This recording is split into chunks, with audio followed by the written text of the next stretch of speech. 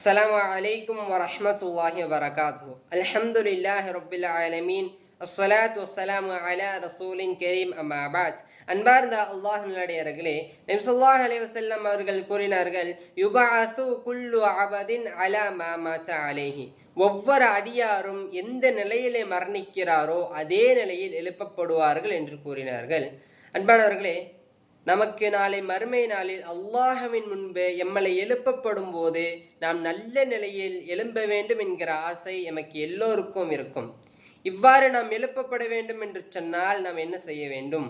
எம்முடைய வாழ்நாள் முழுக்க நல்ல அமல்களை மட்டுமே செய்து கொண்டே வர வேண்டும். இவ்வாறு நாம் நல்ல அமல்களை செய்து கொண்டே வந்தால் நாளை மறுமையில் அல்லாஹ்விடத்திலே நல்ல நிலையில் எழுந்திருப்போம்.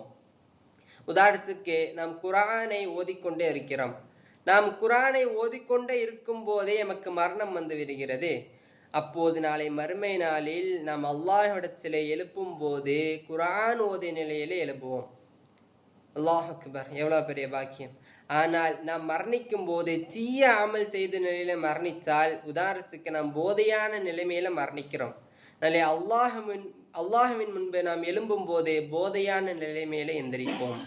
எவ்வளோ பெரிய கேவலம் நமக்கு! எனவே அன்பானவர்களே, நாம் இந்த உலகில் வாழும்போது நல்ல அமல்களை செய்து கொண்டே வர வேண்டும். அவ்வாறு நல்ல அமல்களை செய்யக்கூடிய பாக்கியத்தை அல்லாஹ் ரஹ்மான் நம் அனைவருக்கும் தந்தருள் புரிவானாக. அஸ்ஸலாமு அலைக்கும் வரஹ்மத்துல்லாஹி வபரகாத்துஹு.